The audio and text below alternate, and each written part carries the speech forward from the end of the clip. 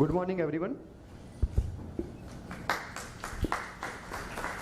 So we welcome to Dr. Ramesh Kapadia sir, Dr. Samir Dani sir, and Dr. Dhiren Shah sir for this very interesting symposium on what and when to intervene in coronary artery disease, and especially importance of universal healing program in the integral management of coronary artery disease. So we welcome to our guests. So very warm welcome to all of you. And so we start our program. I request, first of all, we welcome our guest by bouquet. So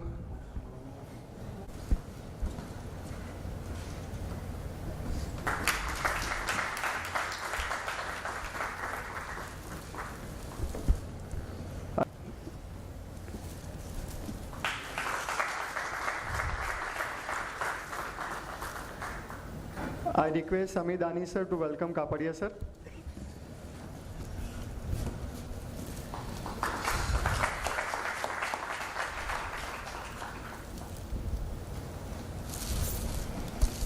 I'm so happy to be in the midst of a well-known surgeon, heart surgeon, and a very renowned interventional cardiologist. And I'm so happy because normally I have earned a reputation that I'm a very conservative cardiologist and almost against intervention and bypass surgery.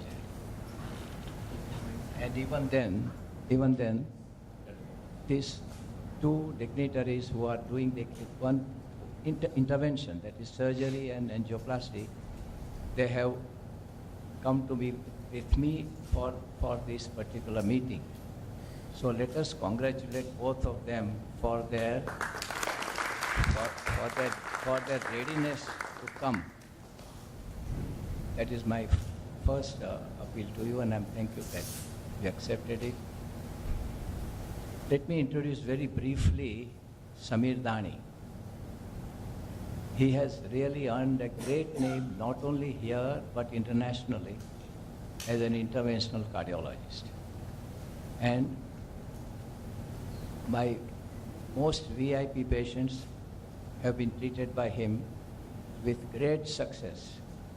And his job is to save the person from getting the injury due to heart attack. If you see him in the first 5 hours of getting the chest pain, if you can meet him in first 5 hours of getting the chest pain, you can be saved from the disaster.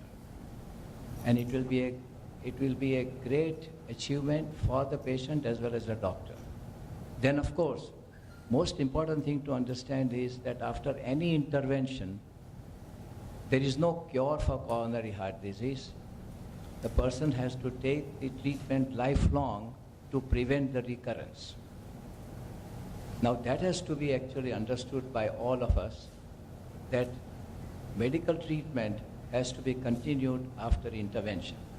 Most people in this country, after spending money for intervention, say about 2 lakhs or 5 lakhs, they think that they have spent so much of money, so now they are cured. This is the feeling in our relatively poor country, where there is the feeling that by spending money we can get the best treatment. In the United States, where they started intervention in 60s and we started in 80s, now they realize that intervention is necessary in very few cases, very few. And the medical treatment, medical management is of great importance. And those people there who get better without intervention, they say that I'm better without intervention. And here they raise the collar and they say that I have had the bypass surgery done, I've had the angioplasty done, so I'm all right. So that feeling has got to be corrected. On my right is the bypass surgeon, and he has earned his name in a very short time because he's not only a good surgeon, but he's a good communicator. And good communication is the keystone in treatment of any condition, and especially coronary heart disease. And he is doing that excellently. And I'm very happy with whatever I had the experience of sending my patients for intervention to him in the short span of time that he is here. And he has done 3 heart transplants very successfully here, and all the 3 are doing fairly well at the moment.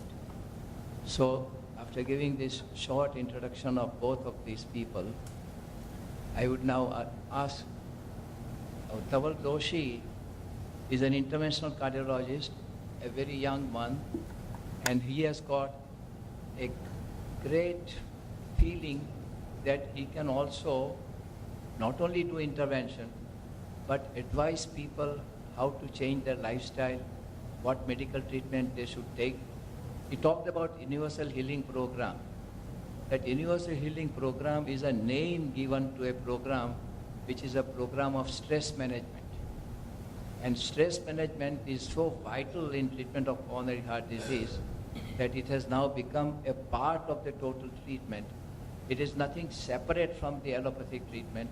Actually, in more than 60 medical schools in United States, it is now introduced as in medical curriculum, not Universal Healing Program. That is a program which has been named because I started that program in 1991.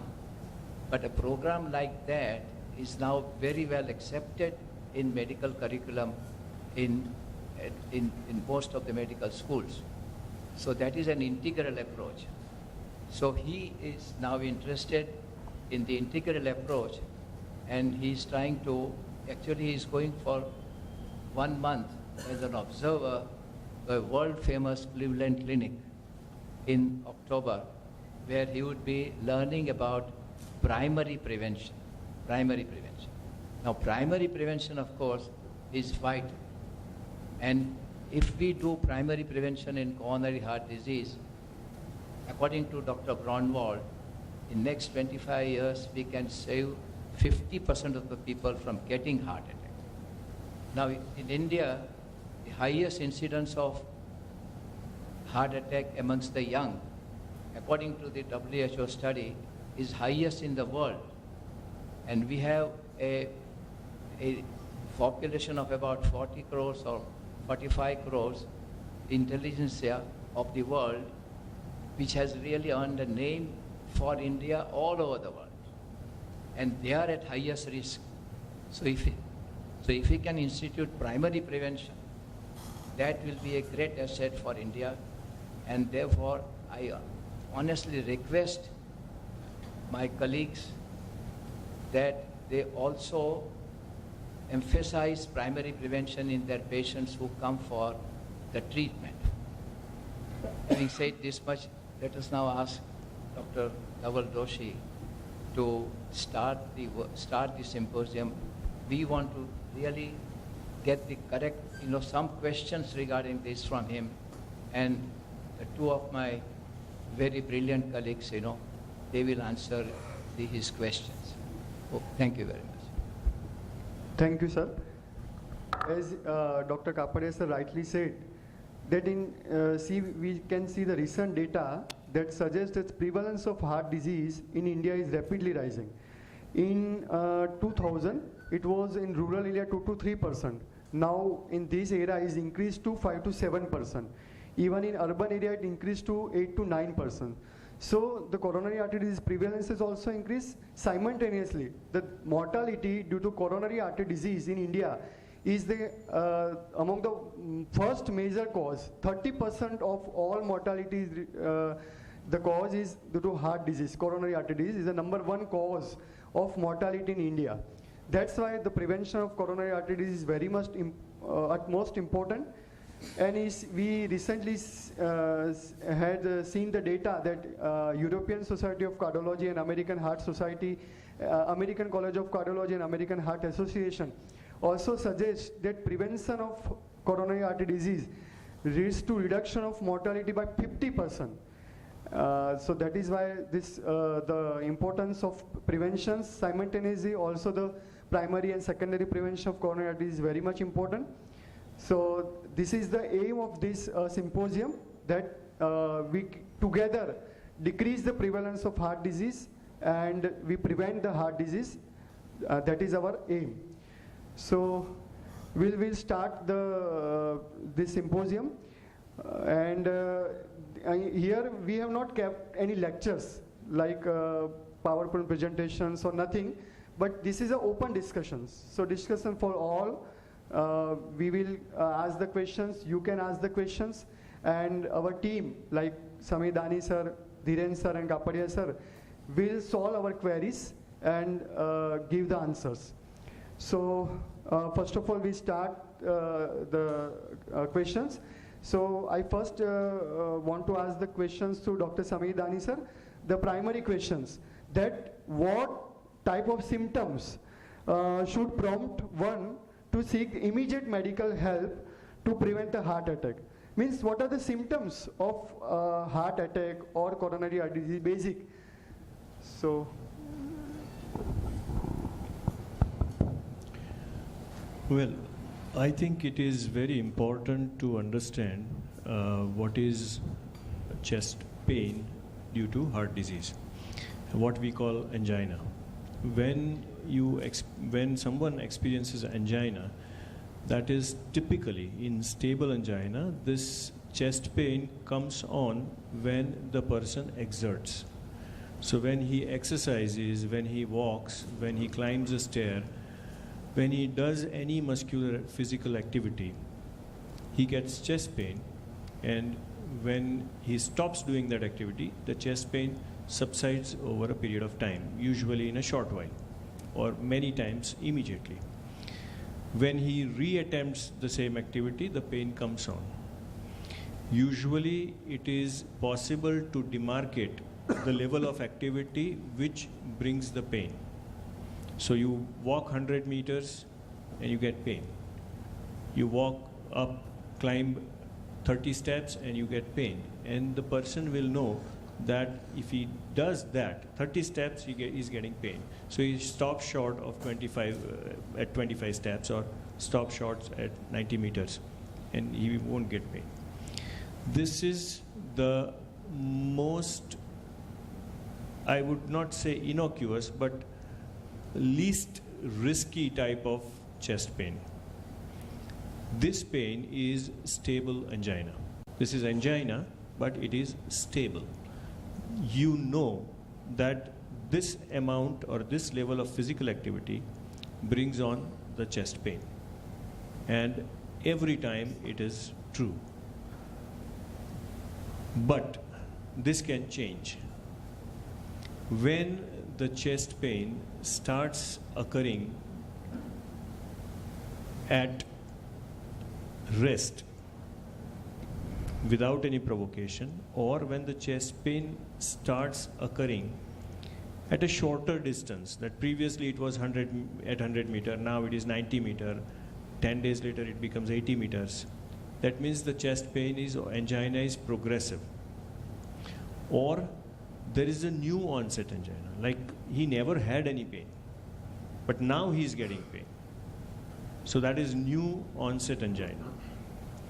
So new onset angina, progressive or crescendo angina, or angina at rest signifies that the disease has become unstable.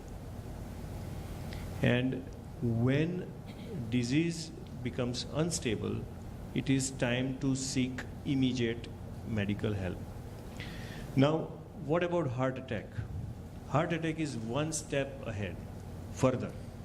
Heart attack chest pain is usually, it does not subside. The pain typically lasts longer than the angina episodes.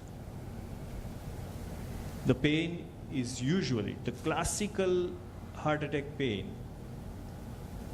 is central.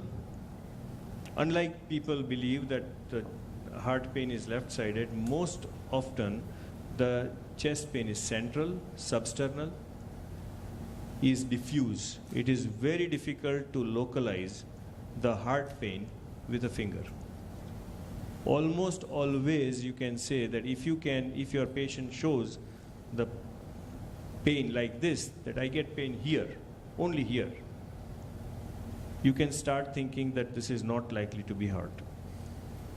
If the patient says that the pain lasts less than 30 seconds, comes and goes like a flash, you can start thinking that this is not heart pain. Heart pain typically lasts more than 30 seconds, almost always. There is a sign called Levine's sign, if the medical students here would know and the practitioners would know, that the chest pain described by the patient is usually diffuse, shown with a fist, as if it's something squeezing, something heavy, something contracting inside. That kind of character is usually the heart pain. But mind you, this kind of pain is there only in 30 to 40% of the cases. There are many other variants. So jaw pain can occur, choking sensation can occur. The pain typically described as which radiates to the left hand happens only in 20-25% of the cases. The pain can radiate to both the shoulders also. Unlike what many people believe, that it cannot go to right side, it can go to the right side also. It can go to the epigastric area also. So the heart pain is usually, heart attack pain is usually more severe form of angina. Any movement aggravates the pain. So unlike abdominal pains where the patient is restless and tossing, the heart pain usually makes the patient very still, because he's afraid that any movement will increase the pain. And the pain severity, character, which I have told you, and the pain many times brings perspiration also. Many times it is only breathlessness. There is hardly any heaviness, but the patient feels air hunger, and that also can happen. Sometimes heart attack can bring, especially the inferior myocardial infarction, can bring in only epigastric or gastric symptoms where there is no chest pain. So when should someone seek medical attention? When there is unstable type of angina, when there is unusual angina which he has never experienced before, or when there is a chest pain which is severe, which radiates, is choking, is diffuse, which refuses to go away within few minutes. And usually we tell our patients to seek medical help if the chest pain does not go away in 10 minutes. Thank you, sir. You have explained very good that which symptoms, which type of symptoms should everyone notice and seek immediate medical attention that to prevent the fatal heart attack. So any questions regarding this? In diabetes patients, can be painless? This is a very interesting question, because there have been descriptions where diabetic patients got silent myocardial infarction. Now, what is silent myocardial infarction or silent heart attack? That the person does not remember when he had chest pain. And the ECG shows that there is a healed myocardial infarction, or the myocardial infarction has already taken place. These silent heart attacks happen in roughly 5 to 8% of all heart attacks. And they are more common in diabetics. So many people believe that diabetics won't get chest pain. That is not true. That is not true. Still, majority of the diabetics will get chest pain. Only less than 5% of the heart attacks are silent, and out of those silent heart attacks, diabetics are a majority or more common, but that doesn't mean that diabetics do not get angina. Diabetics do get angina, diabetics do get heart attack pain more frequently, always, majority of them. Sometimes there is silent infarction, and the silent infarction can happen in anybody. And that's why it is important to pay attention to your symptoms, because many times people with silent heart attacks are questioned, and then many times they would remember that yes, 1 year back I was somewhere else, and then in the night I felt very uneasy, and it was acidity, and I took Eno and I took Gelusil, and then fine, after 3-4 hours I was all right. And then since I was out of station, I never sought medical help. Now that may have been silent heart attack, which was not so silent. It was missed by the patient. I would just like to add one point. Very remarkably and very noticeably, one thing happens in all coronary artery patients, CAD patients, is the first symptoms is, if you go into detailed history, is the postprandial angina. And unfortunately in India, postprandial angina or discomfort, people always say, gas thai gyo mane, gas thai gyo. And unfortunately they take it very lightly. But that symptom is very, very, very much the first symptom of a coronary artery disease. And a second important thing is, if you ask the patient, કે તમે ખાધા પછી કેટલું ચાલી શકો છો? So most of this patient will say, okay, initially I used to walk, now after eating, after having a meal, I am not able to walk even 100 meters also. So that is always the first sign of coronary artery disease.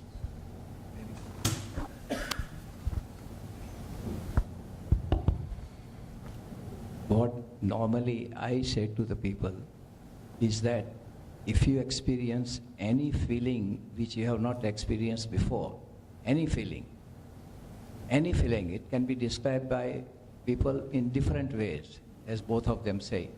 But any feeling from the navel to the earlobes, any feeling from navel to the earlobes, felt for the first time for the patient, which he has not experienced before,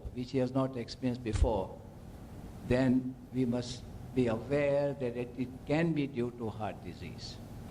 And Dani very nicely said that even in diabetics, people have the feeling that they will not get the classical chest pain, but they always get some discomfort which is unusual, which they have not experienced before.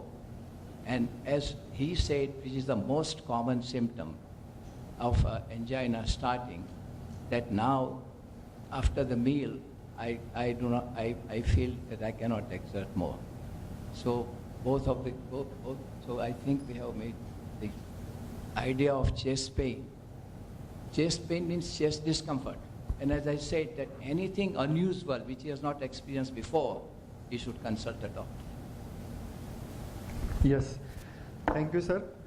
Now, second question. Okay, question.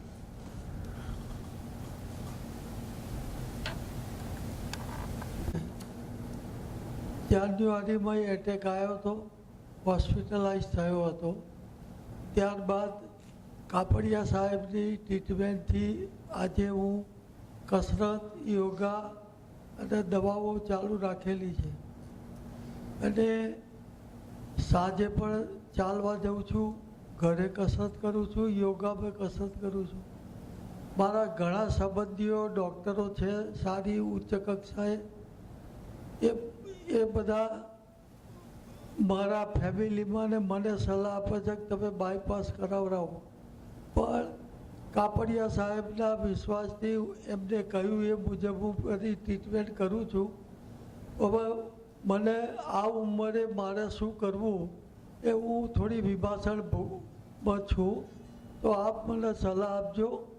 તો હું આપની રાય સમજીને અત્યારે કાપડિયા સાહેબથી મને સારું છે, એમના કયા મુજબ દવા લઉં છું અને ચાલવાનું યોગાનું બધું કામ કરું છું. તો મારી આપને રિક્વેસ્ટ છે કે મારે શું કરવું. પાછલી ઉંમર છે, ખાવા પીવામાં ખૂબ ધ્યાન રાખું છું, એટલે બધી પ્રકારની ધ્યાન રાખું છું, પણ મારે શું કરવું એ આપણે સલાહ આપશો એવી વિનંતી કરું છું. મોટે ભાગે આવી મીટિંગમાં બહુ પર્સનલ વાત ન કરવી જોઈએ, પણ છતાં પણ એક બધાને ઉપયોગી થાય એવી એક જનરલ વાત કરે. કે બાયપાસ કરાવીશ તો જ હું સારો થઈશ, એ તો એક એટલી બધી ભૂલ ભરેલી વાત છે કે એ તો બંને મારા કલીગ્સ પણ એક્સેપ્ટ કરશે. બાયપાસ અમે તો 52 વર્ષ પ્રેક્ટિસ કરી અને પહેલાં 25 વર્ષ ઇન્ટરવેન્શન હતી જ નહીં, અને ઘણા વીઆઈપી લોકોને હાર્ટ એટેક આવ્યા. અને હાર્ટ એટેક આવે એટલે કોરોનરી આર્ટરીમાં ઓબ્સ્ટ્રક્શન હોય તો જ હાર્ટ એટેક આવે, સડન ઓબ્સ્ટ્રક્શન થાય ત્યારે હાર્ટ એટેક આવે. અને અમારી પહેલી શરૂઆતની પ્રેક્ટિસની અંદર તો હોસ્પિટલો નહોતી, અને ત્યારે લોકોને ત્યાં સારા ઘર હતા. હવે ઘર રહ્યા નથી કારણ કે કોઈ ત્યાં કાળજી લેવાવાળું છે નહીં, પણ પહેલાં હતા. અને જનરલ પ્રેક્ટિશનર્સને ટાઈમ હતો, તે અઠવાડિયામાં દરરોજ પેશન્ટને જોવા જતા અને અમારા જેવા દર અઠવાડિયે એકવાર જઈને કાર્ડિયોગ્રામ લેતા હતા, અને એ લોકો ઘરે આરામ કરતા હતા. તો પણ બધા લોકો લાંબુ જીવ્યા અને ઘણું સક્ષમ જીવ્યા. અને તમને જાણીને નવાઈ લાગશે કે એ વખતે એ પહેલી 25 વર્ષની પ્રેક્ટિસમાં કેટલાક લોકોએ તો મને એવું કહ્યું છે, which was a great surprise to me, કે doctor, thank God I had a heart attack, I am better than before. તો એ બધું કેમ હતું? કારણ કે તે વખતે કોરોનરી આર્ટરીમાં મને ઓબ્સ્ટ્રક્શન છે, મારે કંઈક કરવું જોઈએ, એ વાત એમના ધ્યાનમાં હતી જ નહીં. હવે આ ઓબ્સ્ટ્રક્શનની વાત આવી ત્યારથી એટલો બધો ભય ઉત્પન્ન થયો છે કે મને 99% બ્લોક છે. પણ પીપલ શુડ નો કે જે આર્ટરીમાં 99% બ્લોક હોય તે આર્ટરીમાં હવે હાર્ટ એટેક ના આવે. હાર્ટ એટેક જે 70%થી 60%થી ઓછી આર્ટરી બ્લોક હોય તેમાં હાર્ટ એટેક આવે. એટલે અને નોર્મલ આર્ટરી એકાએક બંધ થાય ત્યારે હાર્ટ એટેક આવે. બંધ આર્ટરીમાં હાર્ટ એટેક નથી આવતો. આ બધી વસ્તુ એટલી સમજાવવા જેવી છે. પણ આ આવ્યા પછી, એન્જિયોગ્રાફી આવ્યા પછી ડૉક્ટર અને પેશન્ટ બંને હવે what now Americans have called it oculostenotic reflex. એટલે એન્જિયોગ્રાફી કરાવી અને બ્લોક જોઈએ એટલે પેશન્ટ અને ડૉક્ટર બંનેને એમ થાય છે કે આ બ્લોક રિમૂવ કરીએ તો જ હવે સારા થઈશું. એટલે બ્લોક્સ આર ધી મોસ્ટ, એમ કે જેને આપણે કહીએ ને કે એટલી બધી મિસઅન્ડરસ્ટેન્ડિંગ છે about the block. Recently, so many of my patients who are well after triple vessel disease, because their ejection fraction was 50 when they came to me. Most of the people who come to me are stable coronary heart disease, as Dr. Samir Dani described. Even though their 3 arteries are blocked, their ejection fraction is 50. The normal ejection, they then say my heart is 50% working. That is also such wrong amongst the common people. 50 means it is 90% completely all right, because the normal ejection fraction is 60. 60 is 100%. So if any ejection fraction more than 40, 45 is a normal ejection fraction of patients who have recovered from heart attack. That means they have got enough collateral circulation. They do not necessarily require bypass surgery for increasing their survival. 45 and more, bypass surgery does not improve survival. So for survival, so my friend's question is completely out of the line here what we are talking about. He should know that whatever the obstruction in the coronary arteries, he is well, and he should continue the medical management and the stress management, which he is doing. So I would again emphasize that the new obstruction, the sudden new chest pain, as Samir very nicely described, that requires an immediate treatment by angioplasty. Now that I can tell you something, what has happened after the intervention. For the first 25 years, there was no intervention. But now, intervention has helped those people even to prevent heart attack. That means if the chest pain, the new chest pain is coming, and if he can reach the hospital between 4 to 6 hours of getting the chest pain, and if the person finds out the culprit artery which is about to get blocked, and if he can open that artery, then he is saved from the disaster. So and then we save the myocardium. So that is the beauty of angioplasty now. That is the emergency. So many of my VIP patients have been treated by interventional cardiologists, and they are so happy. One of the most important person of this city, he got the chest pain and he was seen by Samir Dani within 4 hours, 5 hours, and he got the relief so much that after a week he had a meeting in Chennai, and he attended that meeting, and very well, and now of course he's well. But then after the intervention, medical treatment and management has to be continued lifelong.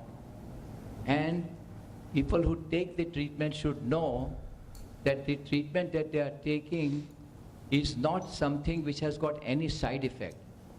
There is no side effect, it's a good side effect. All my patients who have recovered from heart attack and who are the stable coronary heart disease, we call them stable, then they are enjoying their life, depending upon what they are doing, quite well.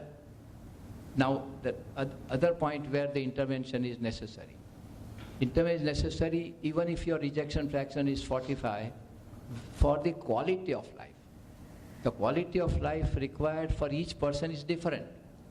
Amitabh Bachchan requires different quality of life, Shahrukh Khan requires different quality of life, and a person of 70 years of old who has retired, most of us in India, they have a different quality of life.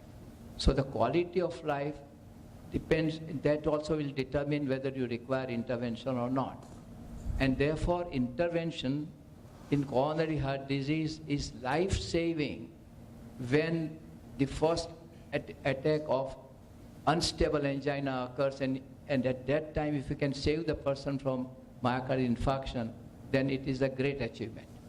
And the other thing is, when the ejection fraction falls to 30%, 20%, and at that time, if you can help such a patient recover and that the ejection fraction improves.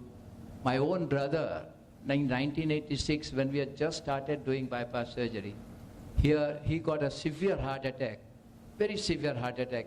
Angiogram showed that there was not a single normal coronary artery, all diffuse disease. And then his ejection fraction came down to 30. So at that time, there was not enough experience of bypass surgery in India. So I took him to United States and got him operated by Denton Cooley, the #1 surgeon of the world. And after bypass surgery, his ejection fraction came to 45. And then he lived a very useful life. But he was told by Denton Cooley that you have to continue your medical treatment. And he continued it very well. And he does angioplasty every day. But now, in the United States, the intervention, because they started in 60s, and they have got more preventive now understanding and the knowledge for prevention. Therefore, gradually, the rate of bypass surgery and in angioplasty is gradually coming down in that country with more and more awareness. And that's what we want to do, just as he was explaining, that primary prevention in people who have got a strong family history, who are diabetics, who have got hypertension, they should now understand that primary prevention measures should be taken. That awareness is very much required. I would just, I completely agree with sir, and would like to emphasize, clarify and amplify a few things which he has just said. First of all, remember it is very, very important to avoid extremism in any form of science. There cannot be a dogma. We should not be dogmatic that, okay, you have 99% block, you must undergo angioplasty or bypass, or you cannot be dogmatic other way around also, that even if you have this, you need not have bypass. Remember that when you have no evidence for something, it doesn't mean that you have evidence against it. X leads to Y. If I ask you, 99% people will say there are only two options for that statement. It is either true or false. X leads to Y is either true. If it is not true, it has to be false. That's wrong thinking. You may not have evidence to say X leads to Y. So you may say that X leads to Y I don't have evidence to say that X leads to Y, so it is not true. But there is no evidence that X leads to Y is false. Then it becomes a hypothesis which could go either way until somebody proves it this way or that way. So in science, especially in medicine, the science is not pure science, it is art as well. And every individual has to be evaluated. Problem is that we make simple solutions of complex problems, which is good, but it is not always true. We try to reduce coronary artery disease, which has multiple facets, to one parameter. That block is 70%, 90%, 99% or 50%. Coronary artery disease is not just one block. So whenever we try to make a dogma or a principle or a statement based on one parameter, that more than 70% means needs angioplasty, less than 70% does not need angioplasty. It is true in majority of the cases, it may be true, but it is not applicable everywhere. Similarly goes all the parameters, angina or no angina, symptoms or no symptoms, quality of life at what level, quantity of life at what level, whether survival will be affected or not, ejection fraction 30% or 45%, blockage in one vessel or three vessel, blockage 70% or 90%. These are all the parameters which have to be taken into account, and there are many more parameters. Diabetic or non-diabetic, hypertensive or not hypertensive, what is the age, what is the not chronological age, what is the physiological age. You may be 88, but you look, sir, 75. So there are so many things which need to be taken into account, and then a decision should be made whether you need this or that, whether you need bypass or not. One very common analogy which is used, like this true-false statement where everybody makes a mistake, that the statement is either true or false. It cannot be both. That is, you have to do out-of-the-box thinking, that it could be agnostic. It may be unproven.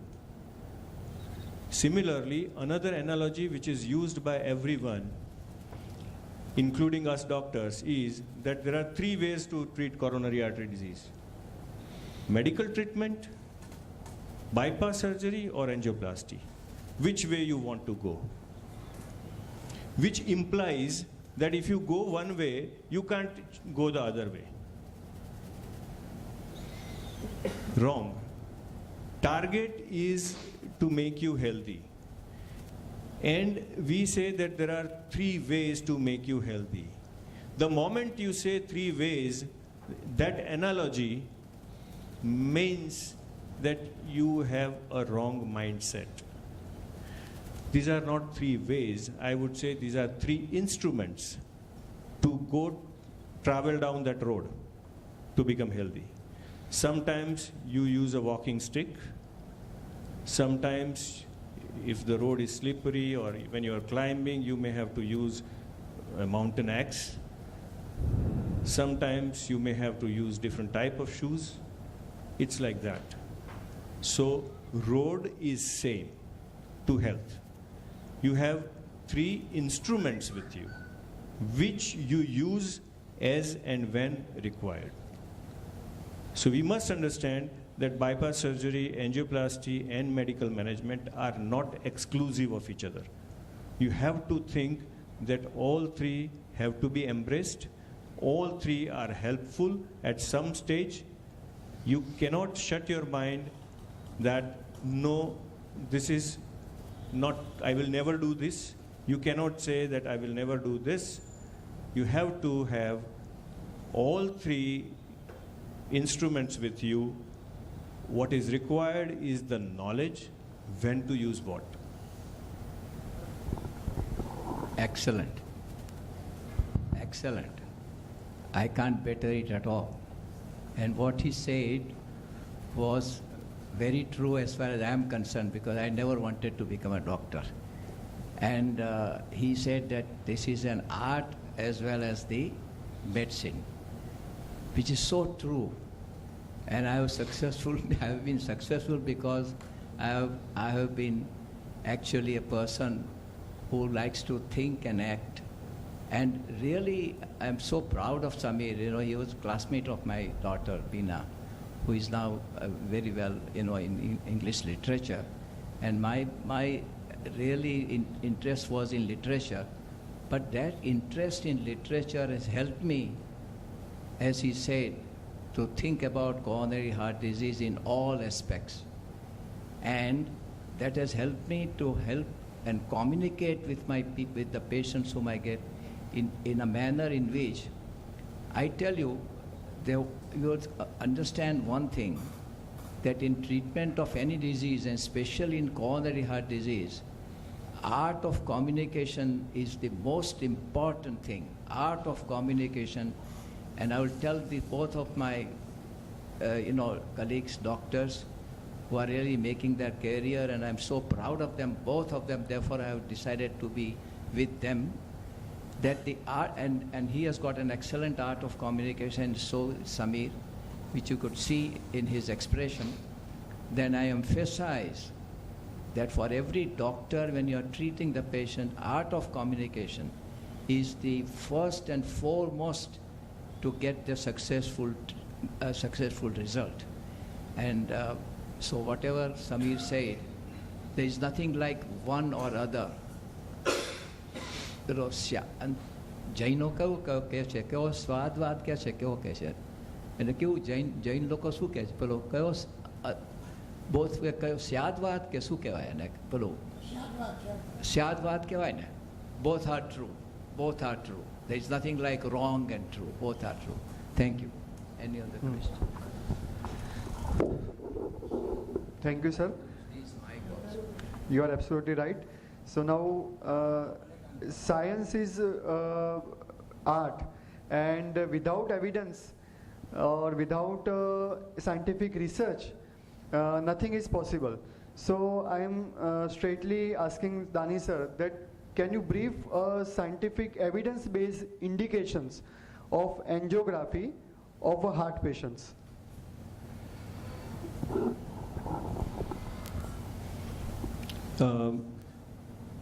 Pretty broad question. Angiography is a diagnostic tool. So when you want more information regarding your patient, you perform angiography. More information than what? More information than what you can glean or what you can get from routine clinical examination, ECG, echo, sometimes treadmill test, sometimes thallium test, etc. So why we keep angiography as a last diagnostic procedure? Because it is invasive.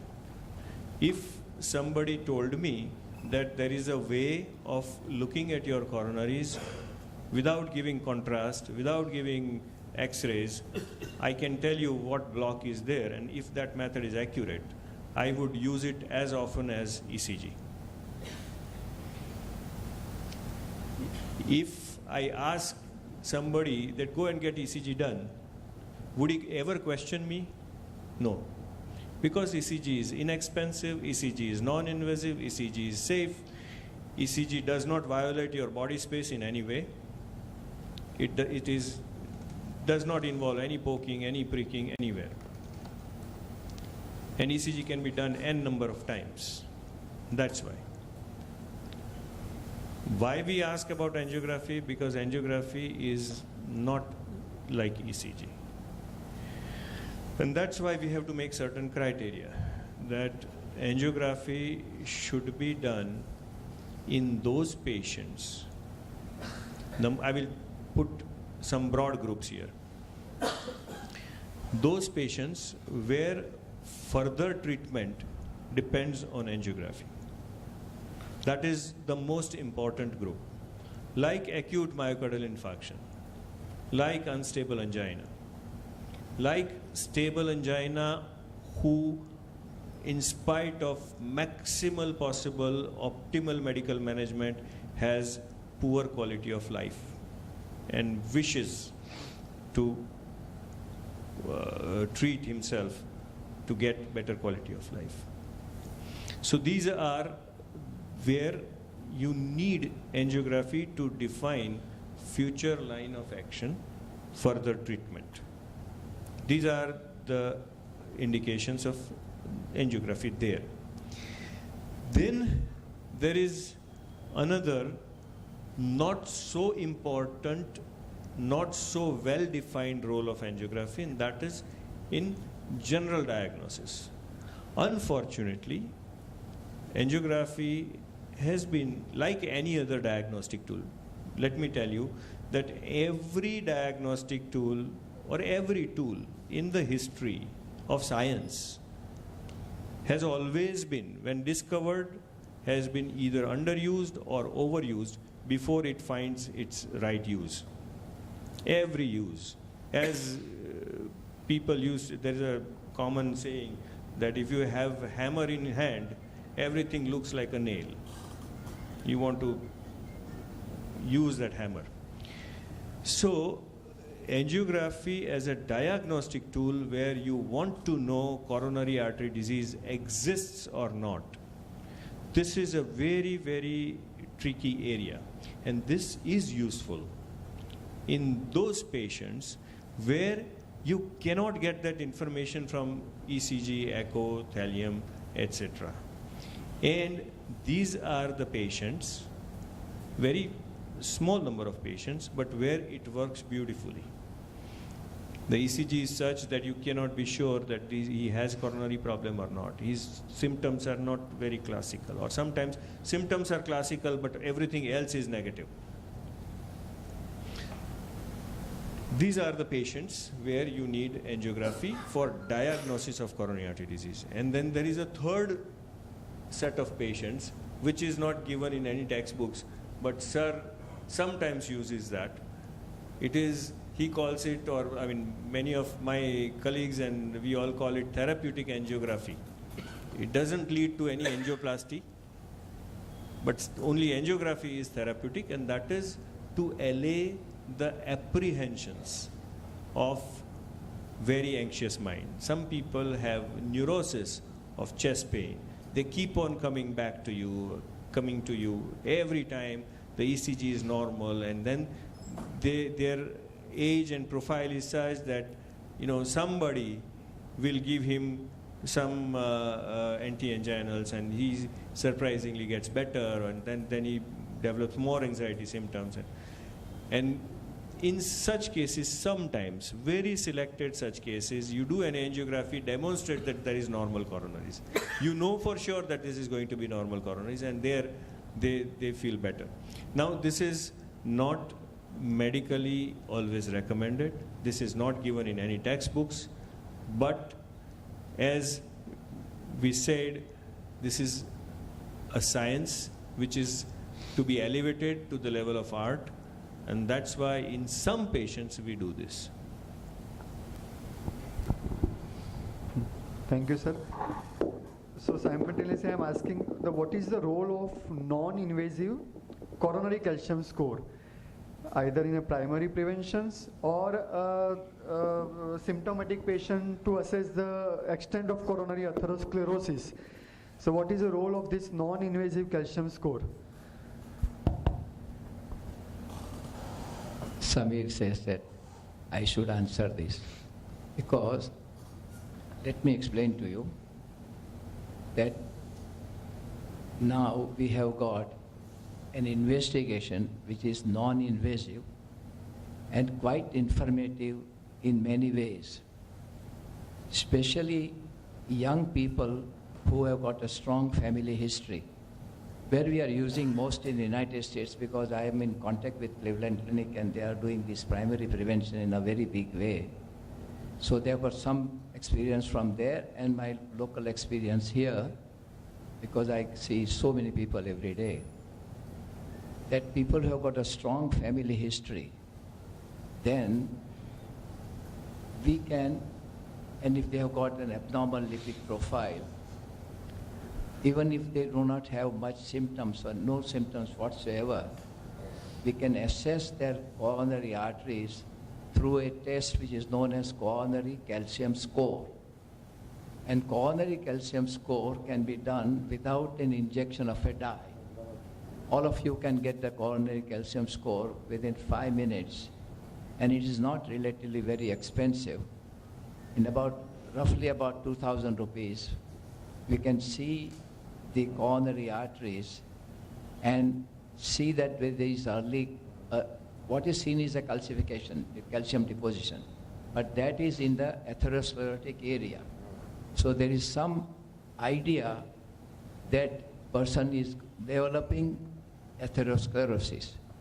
And the rate of, now in my own case, because we have a very strong family history of coronary heart disease, I say in a light mood that coronary heart disease, according to me, we have to one day somebody will change the name of coronary heart disease, because I don't think it is a disease whatsoever.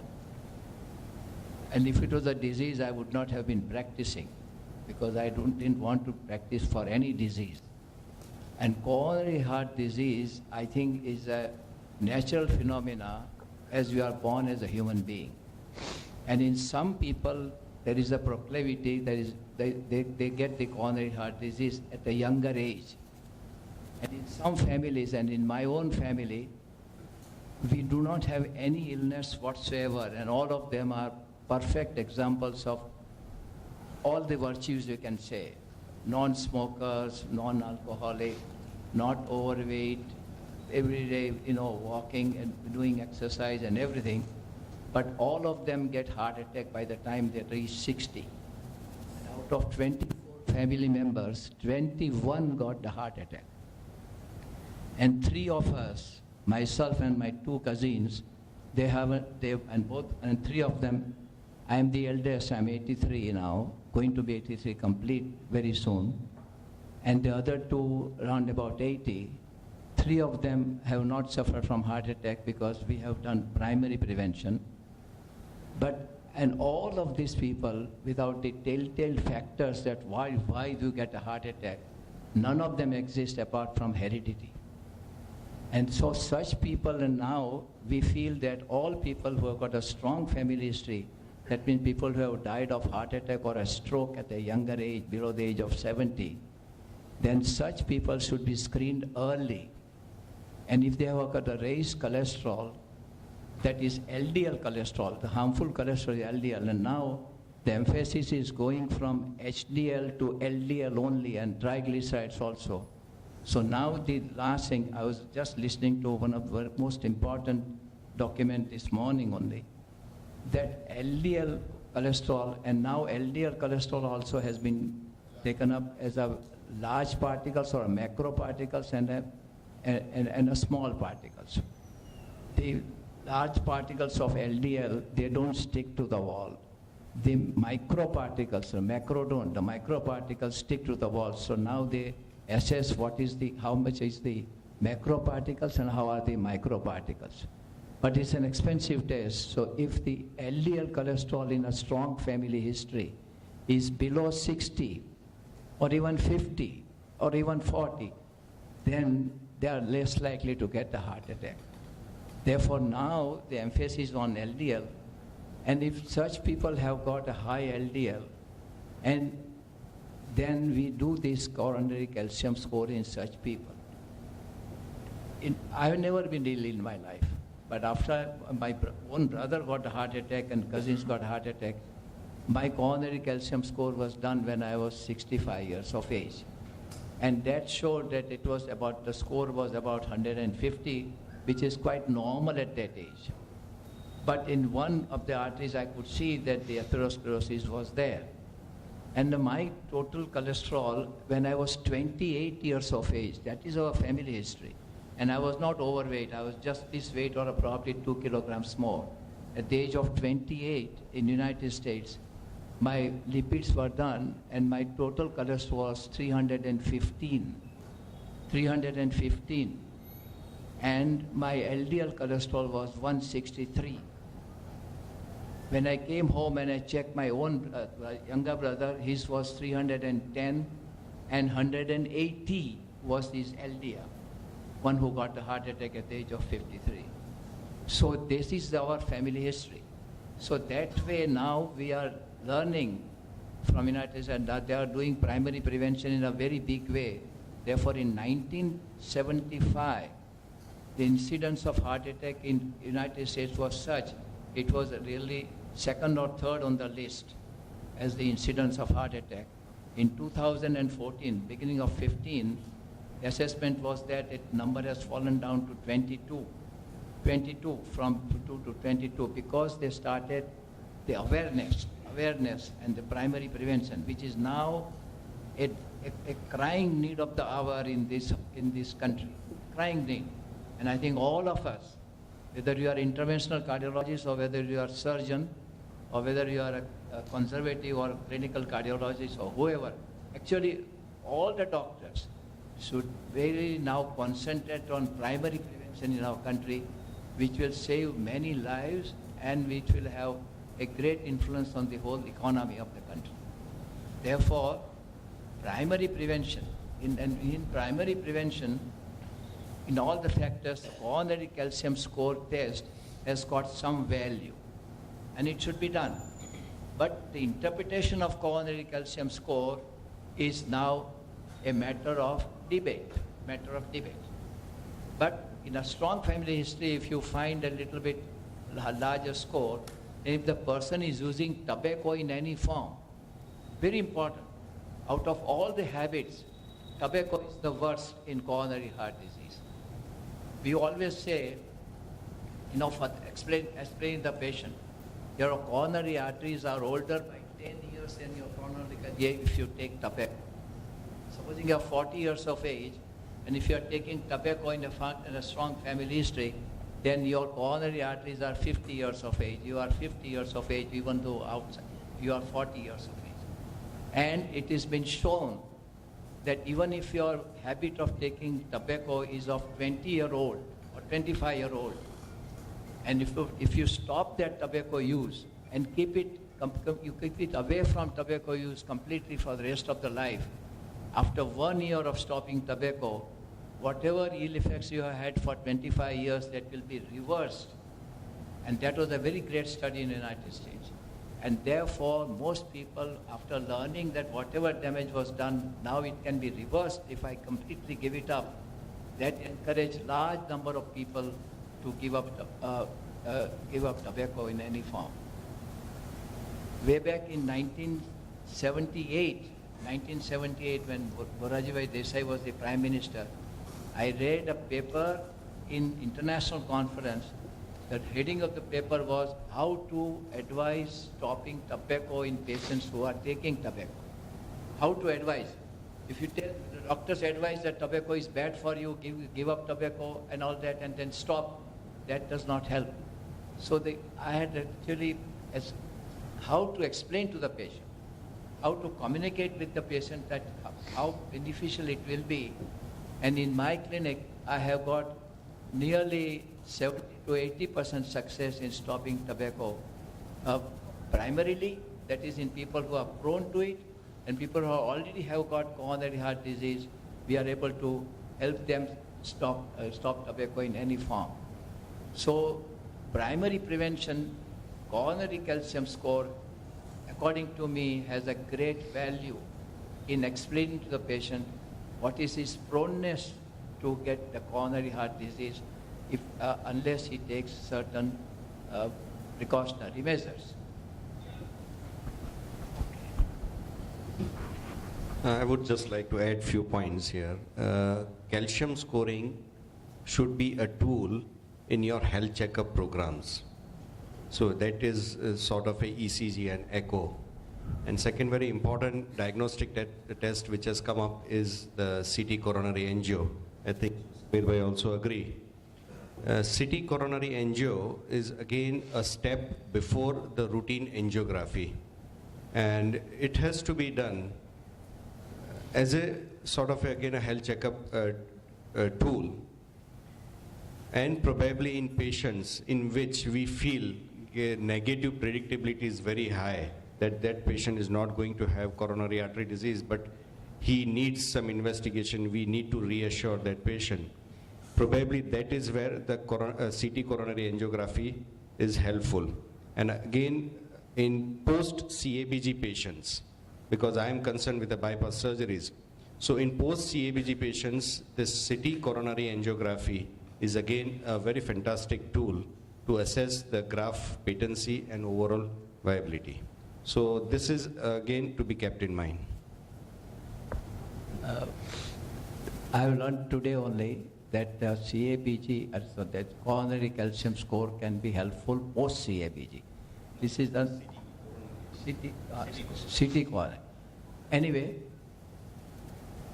any investigations which requires the use of iodine, any investigation, I'm not contradicting what he said, that is true. I'm just telling that any investigation which requires use of iodine should be used very sparingly and with great thought.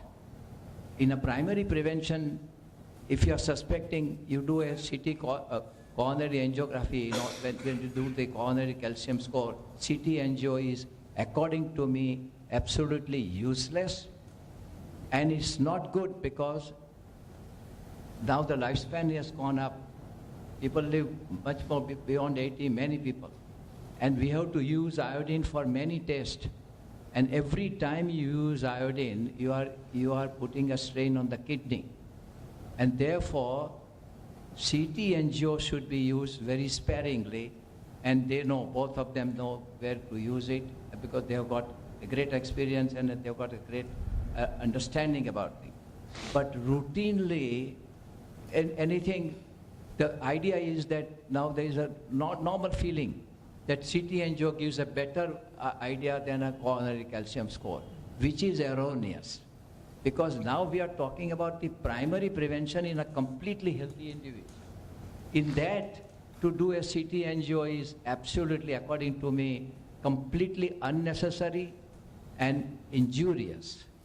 You don't do CT angio, with in a person who is completely all right, who has come to you for advice as a family history, or he wants to prevent the heart attack and then CT angio is not necessary at all.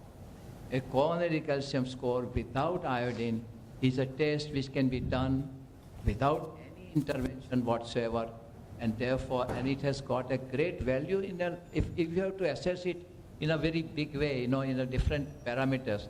What I appreciate what Samir is telling me, by the way, Samir, my son is also Samir. The spelling is S-A-M-I-R for my Samir, and this is S-A-M-E-E-R for this Samir. And both of them, I tell you with great pride, that both of them are difficult to choose who is brighter, Both of excellent, and I'm very, very proud of him. He knows that. And that's why I'm telling you that I would wait for his assessment, because he's very balanced.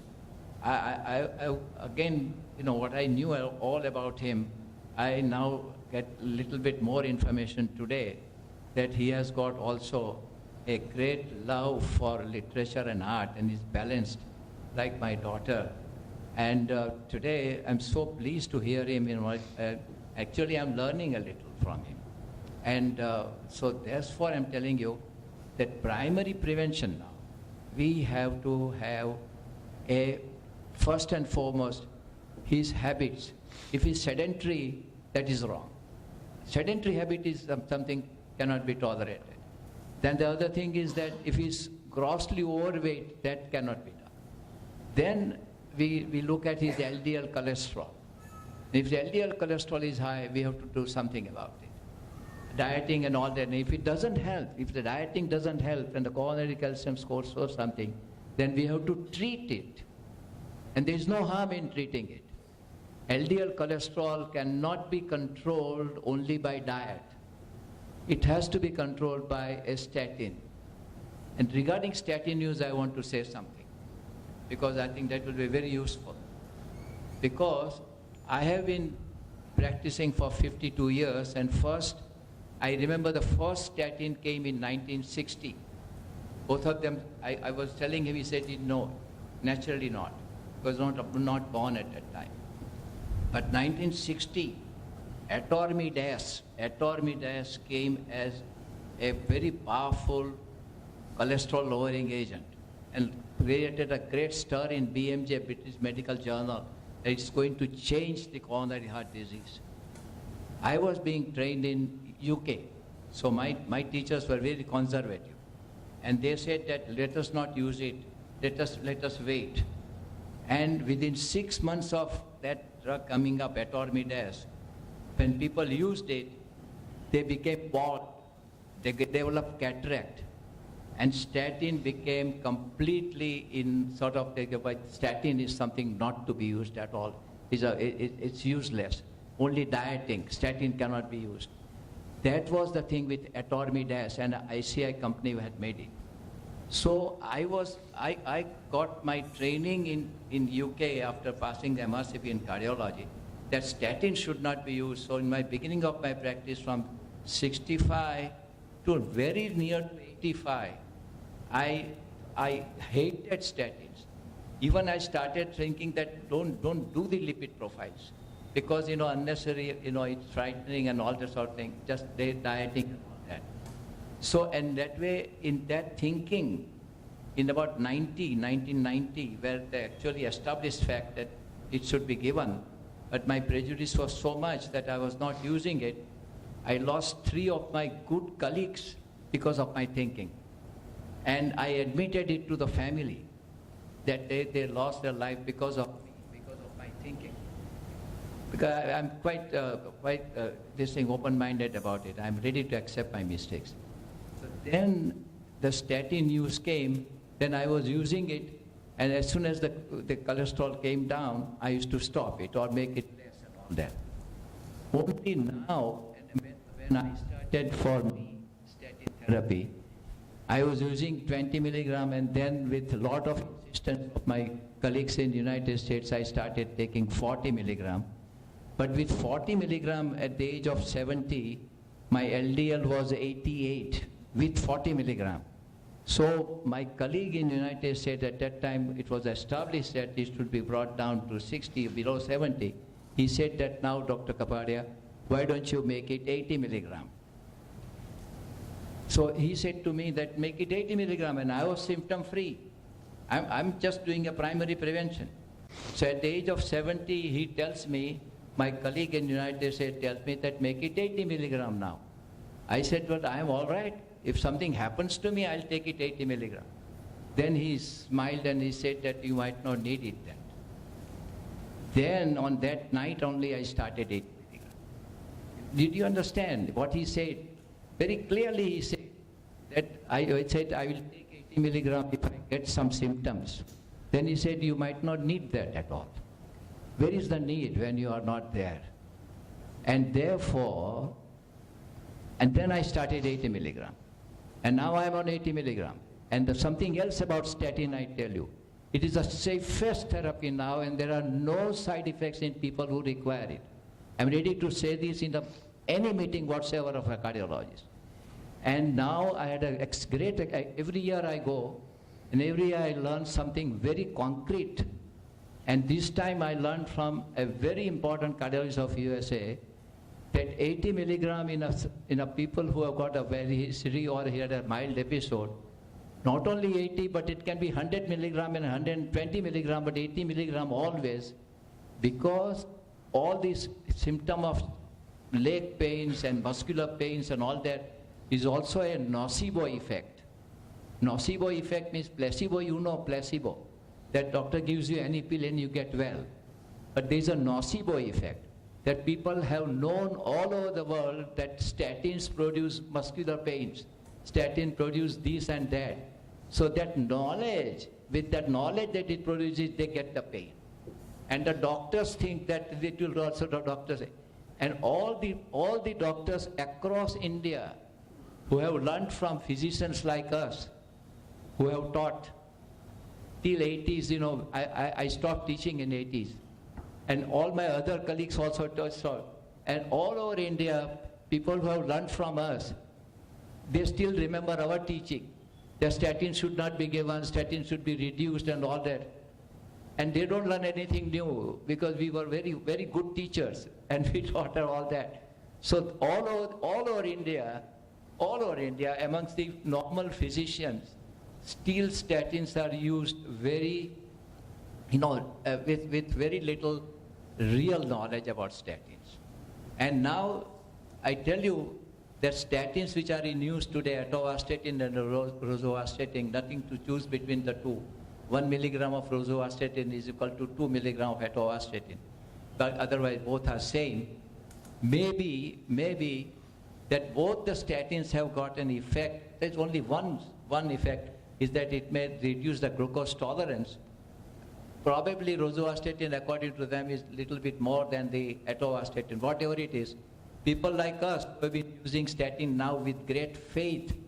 I use it with great faith because I'm taking 80 milligram. We have been using it for a very long time, right from the age of 62. Now I'm 83. Therefore, we are more likely to prescribe atorvastatin. And therefore, we prescribe more of 80 milligram of atorvastatin than 40 milligram of rosuvastatin. Otherwise, there is no difference. But statin use, I tell you, should be taught very well to all the doctors prescribing, because at the moment, all the literature, and he will tell you more about it, because I asked him to go through in all details about statin, double doses, so he will tell you a little bit more. But I am convinced beyond doubt, and none of my patients are without statins. And about 10,000 of them are on 80 milligram. And now I met a doctor from, an Asian doctor who practicing as a pathologist in UK. He's just doing postmortems only. He said, "Doctor, I am not doing anything else, but I do only postmortems. That's my field." And he said to me, this was about 3 years ago, he said to me that I see the Asians with coronary heart disease dying of that, and with that total cholesterol only 90 total cholesterol, I see that all coronary arteries are completely blocked. And they are so small, the caliber is small, and they are small.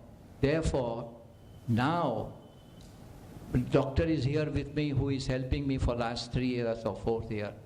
She knows that all my follow-ups, if they are on 80 milligram and they are feeling well, even if that total cholesterol becomes 90, I do not make it 40. As long as SGPT is normal and as long as they don't have any other symptoms, and then I don't do that. You see?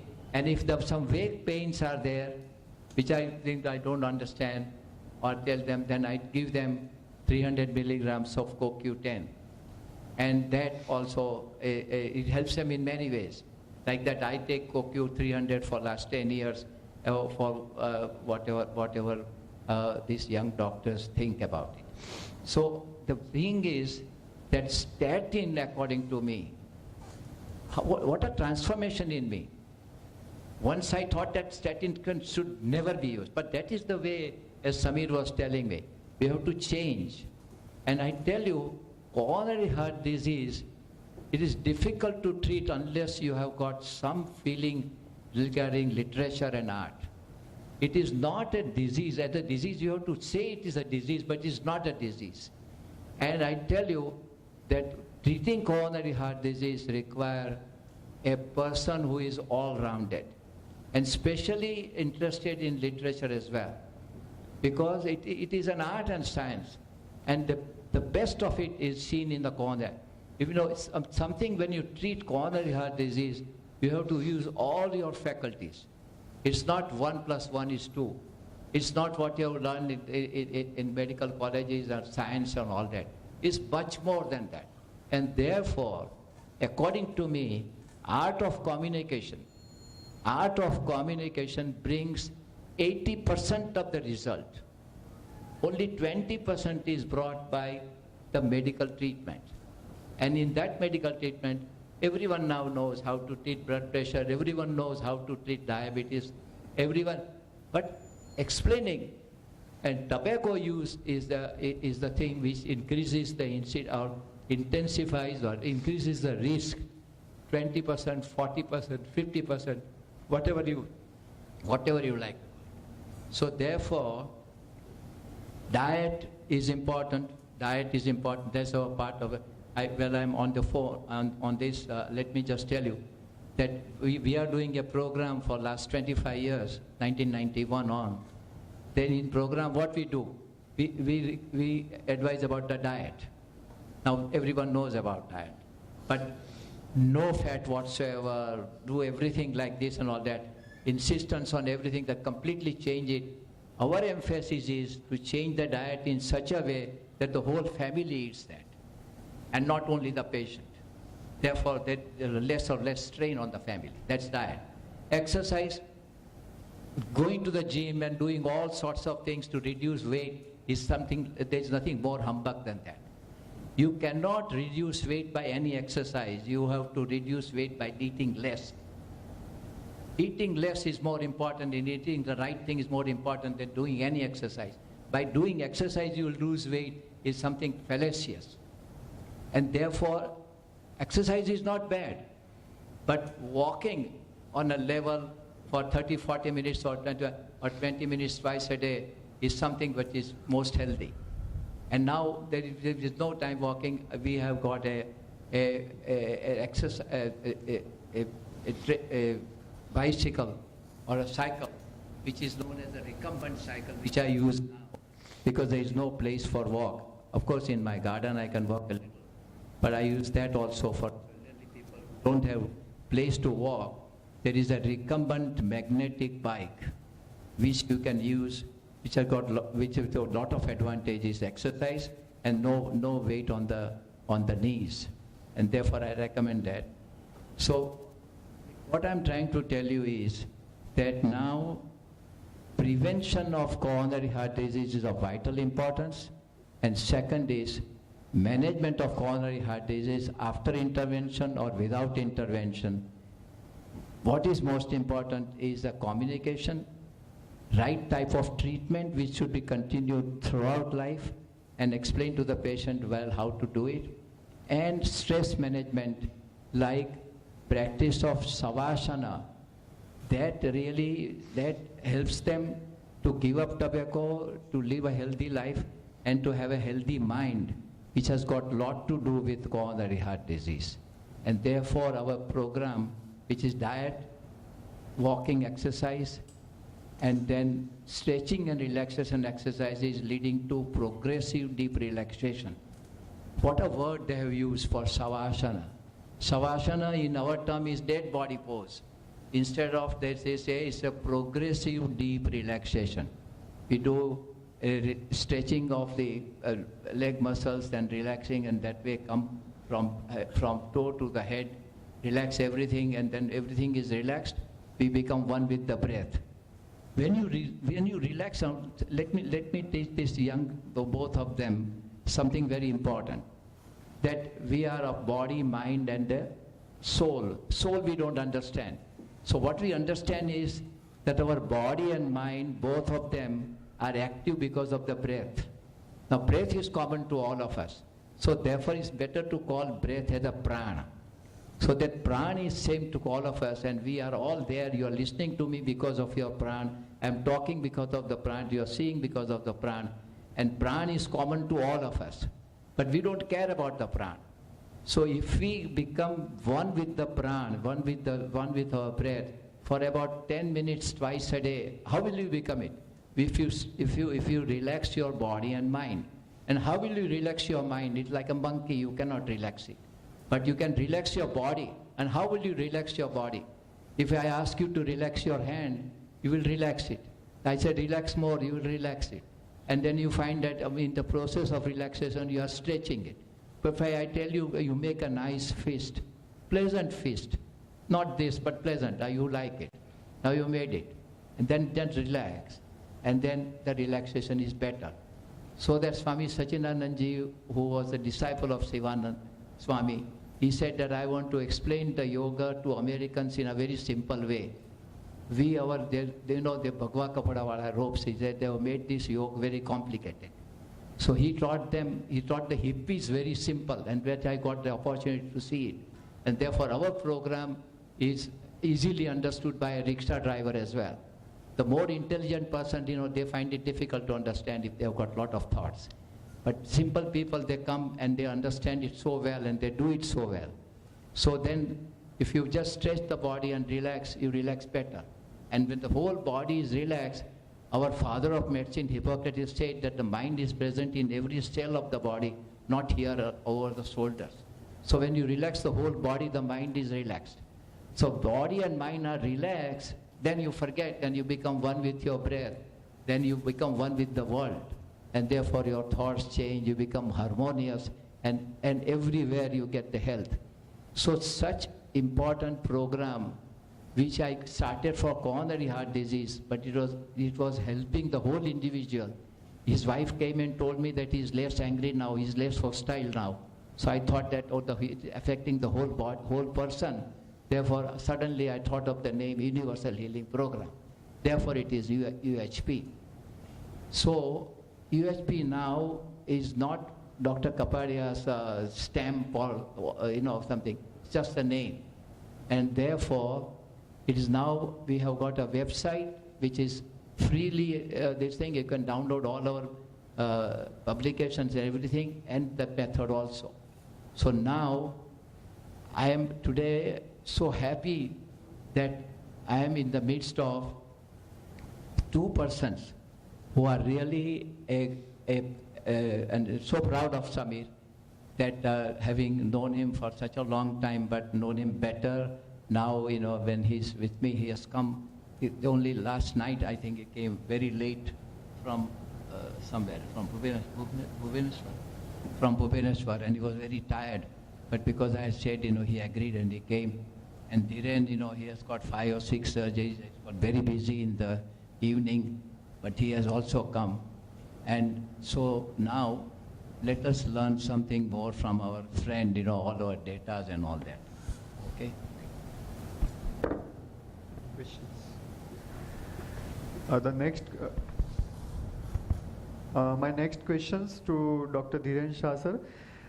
Is bypass surgery is always required to treat multiple blocks in the coronary artery, or what are the absolute indications for coronary artery bypass graphy?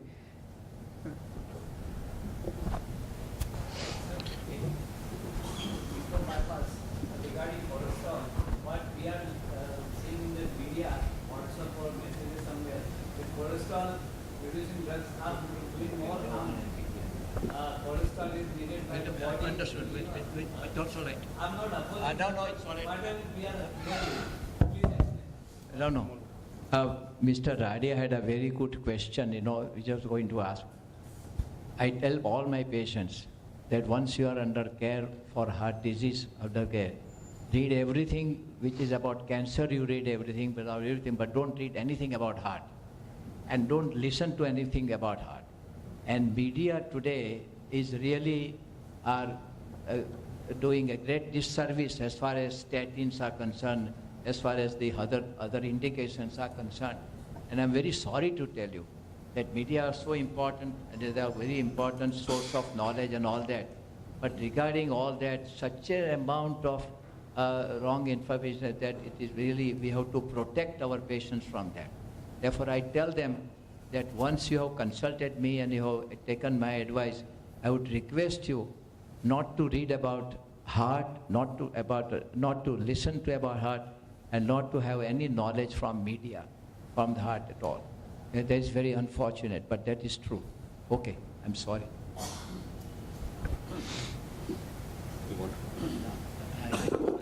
I'll just say 2 lines. This whole controversy was whipped up based on something which is very well known to us since many years.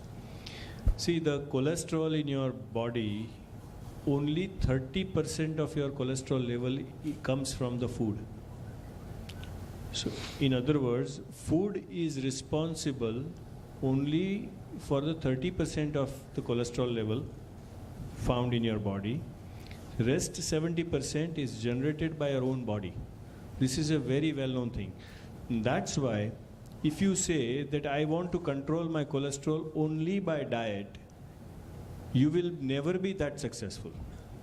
Because no matter what you do with your diet, you can reduce your cholesterol. Best of the studies which have used diet or food have reduced cholesterol by maximum 6 to 10%. Now what is 10%? When you have 170 LDL and you reduce it by 10% with your diet, it becomes 153, which is not going to work for your heart disease. And that's why you have to use statin in a proper dose. Now, based on this, somebody has worked up this frenzy that food cholesterol doesn't matter because only 30% of your cholesterol you get from food. So eat whatever you like. That's completely wrong interpretation of the facts. Okay, food is not that important, but that doesn't mean for cholesterol. But that doesn't mean that food doesn't have any other effect on your body. There are so many studies which have shown that certain type of food is better for your health, for your heart. Quantity of food also is better, and we are still learning. If you see, you will see at least 100 types of diet on the net. GE diet and this diet and Atkins diet and all sorts of diet. When there are, again an old saying, when there are more than 100 cures for a disease, that means none of the cure is correct. So don't get into this fallacy. Diet is not as important for cholesterol, but diet is extremely important for your well-being. And if you think that you can take 80 milligram of statin and you can eat anything you like, again you are wrong.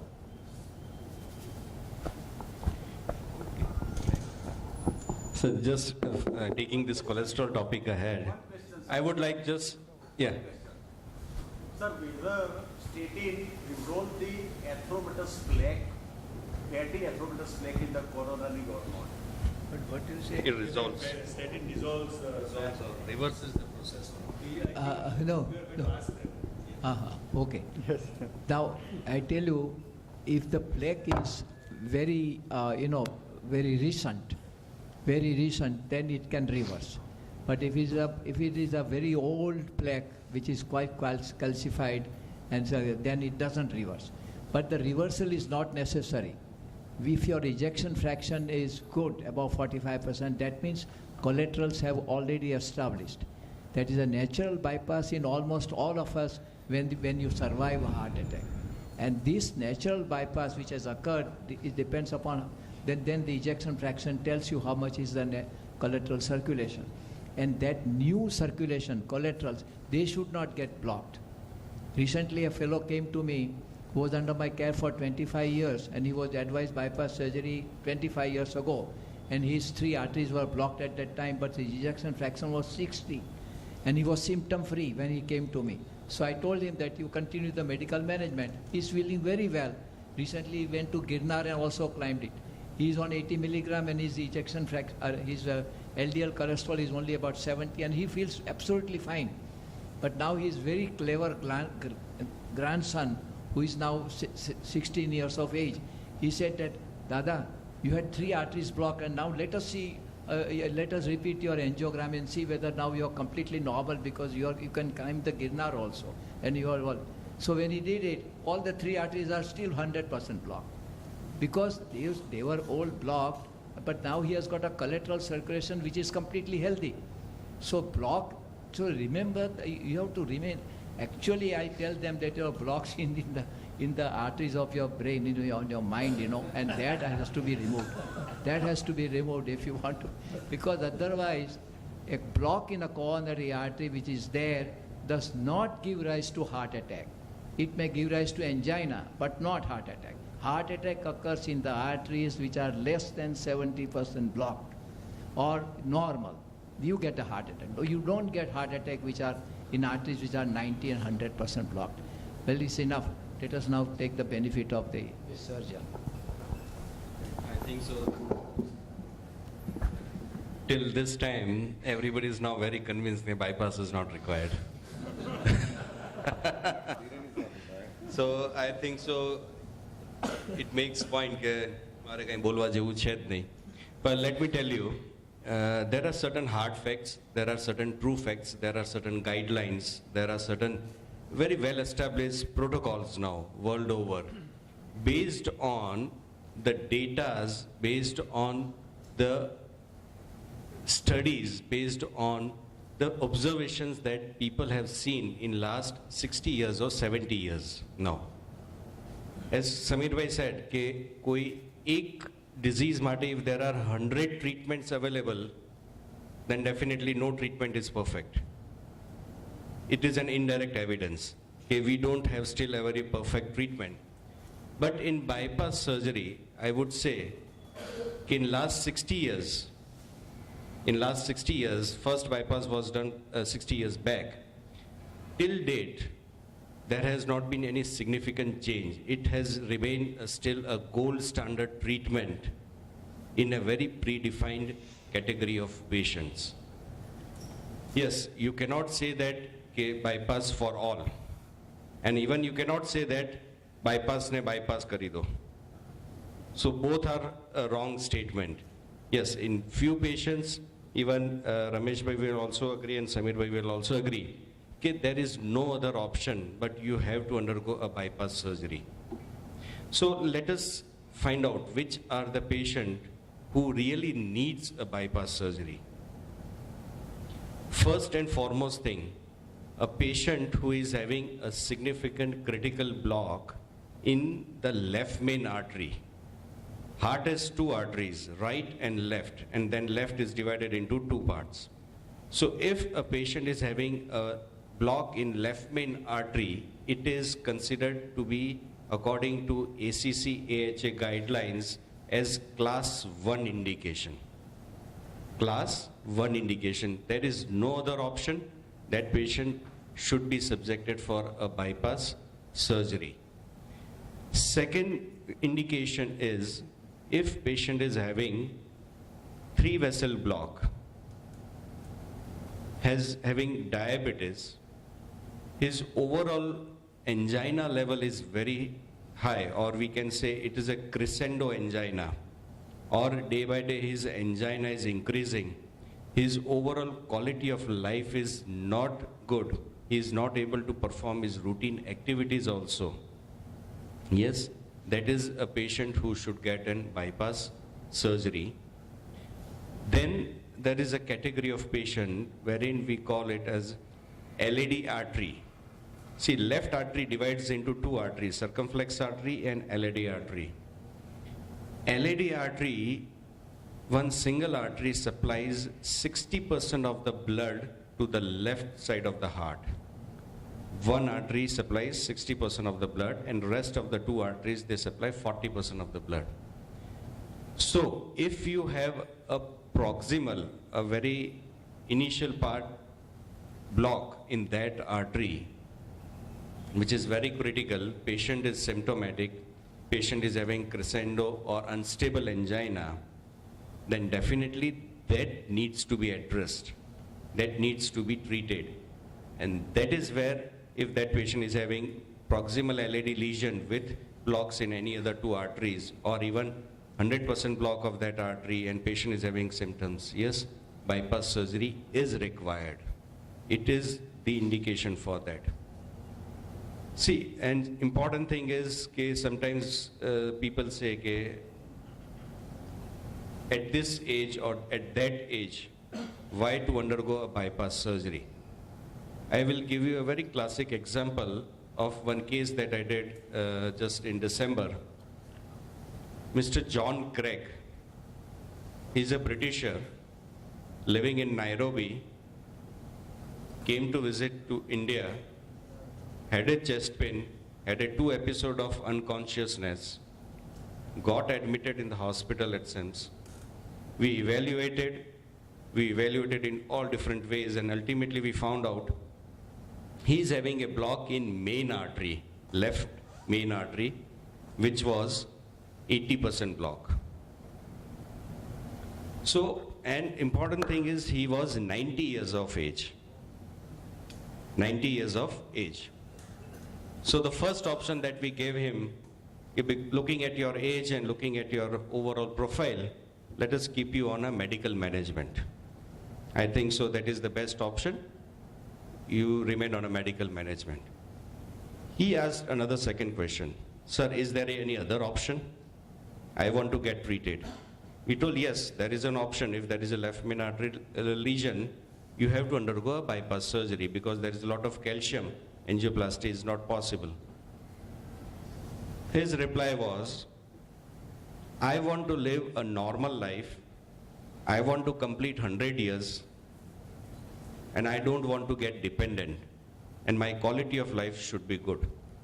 I wish to undergo bypass surgery.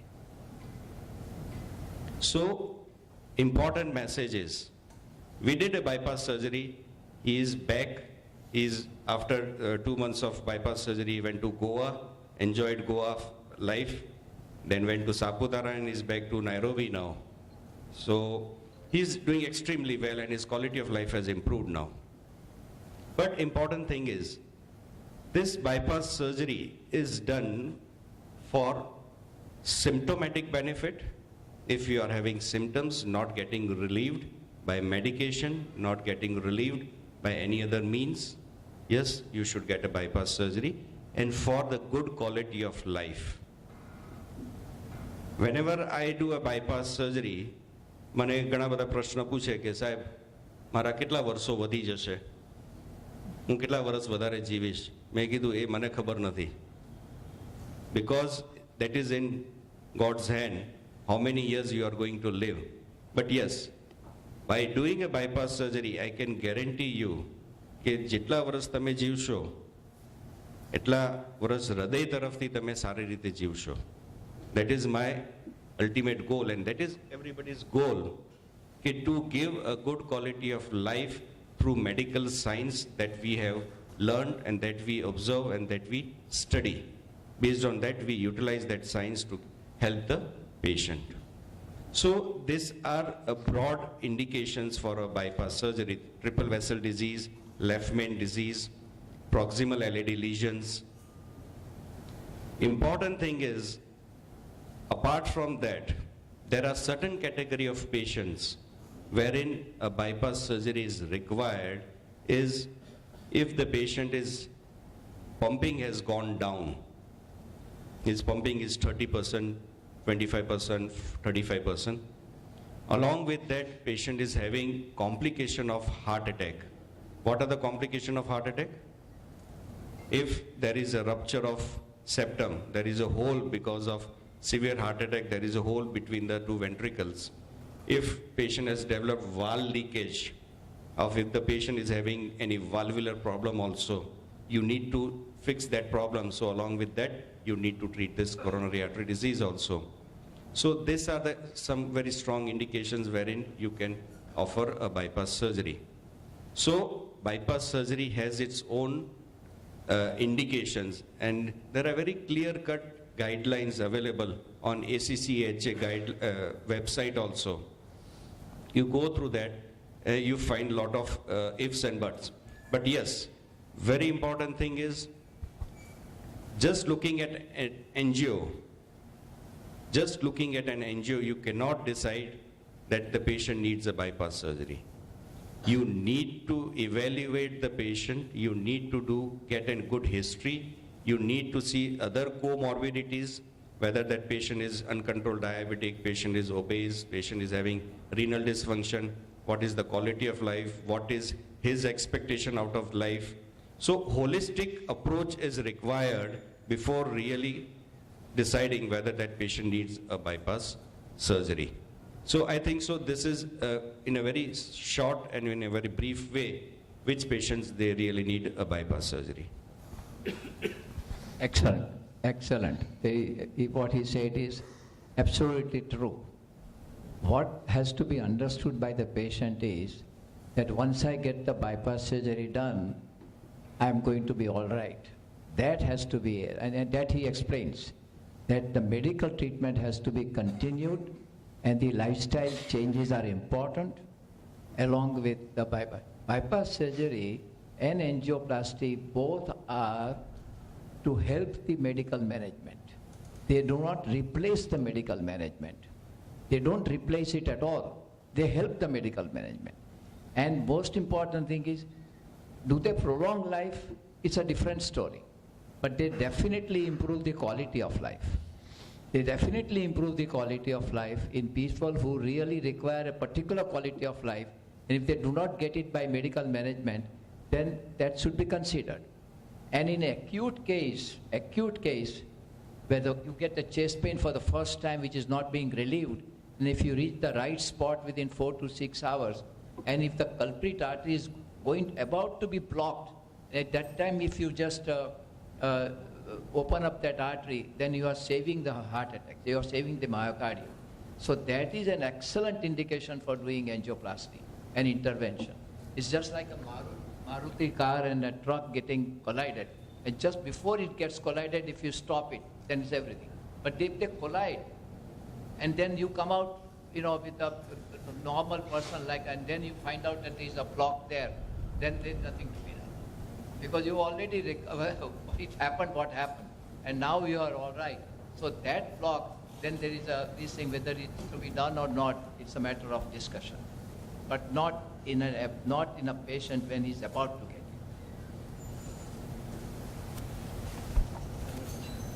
And important thing is whether you get angioplasty or bypass surgery. Most of my patients after bypass surgery, when they come in follow-up after 2 months, 3 months, પછી મને કહે કે સાહેબ હવે તો બધું ખાઈ પી શકું ને હું. Just to continue that answer, see, you have to understand whether I do a bypass surgery, Samir bhai does angioplasty, we are just creating an alternative path, or we are just, it's a palliative treatment, not a curative treatment, because the disease process in your body is continuing. That you have to stop it. That can be taken care of, as Ramesh bhai has already explained in detail, by diet, exercise, medications, lifestyle changes, and stress management.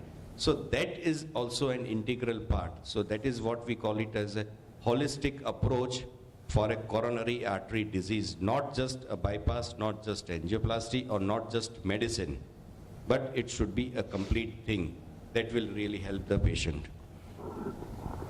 To use an analogy here, by doing angioplasty or bypass, we are turning back the clock. We are not stopping or slowing down the clock. As soon as you turn back the clock, you make the artery new again by stenting or by creating another way, the clock starts ticking again. That clock can be slowed only by lifestyle changes and by medicines. Regarding cholesterol, I would like to ask one question.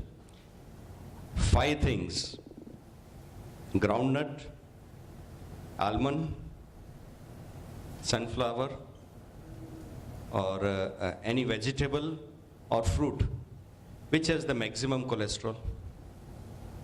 I want answer from you. Groundnut.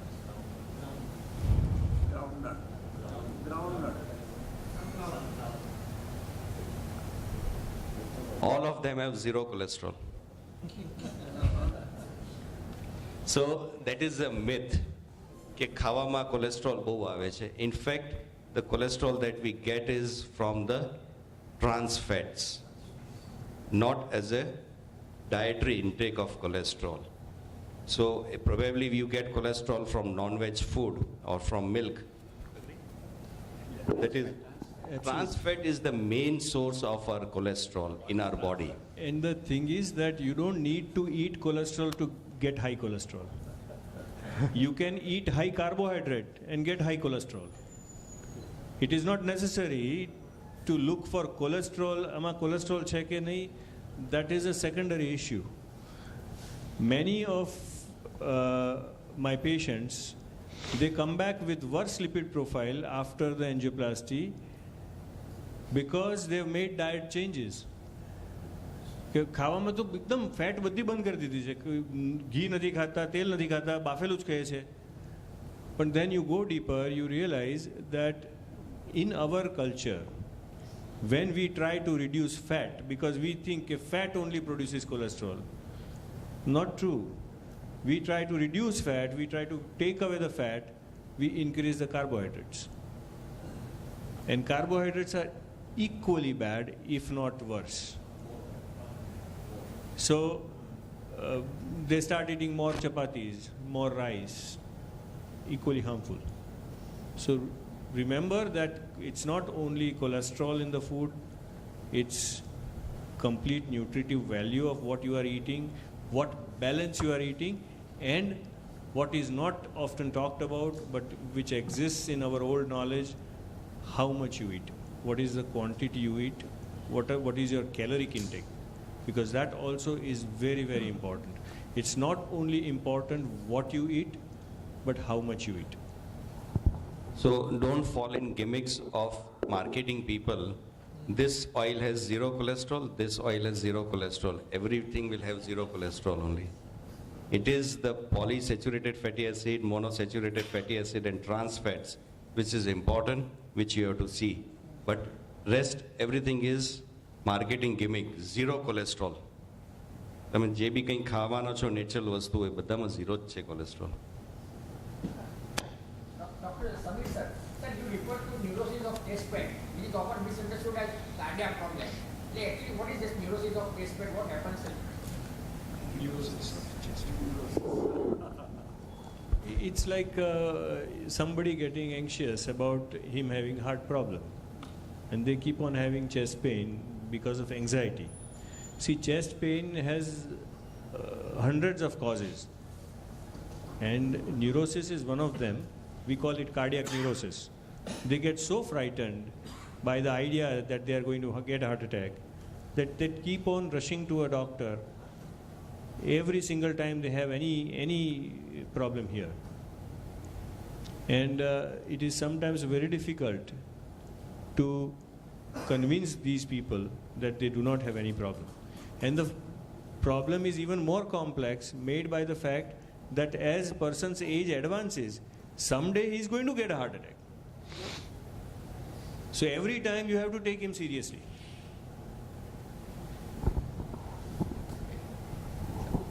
Enough said about the diet, but I tell you, what he said is very important.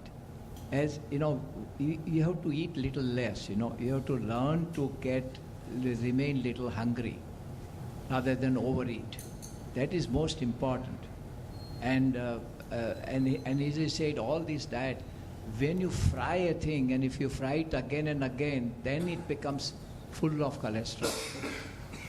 Frying again and again, that's what you get.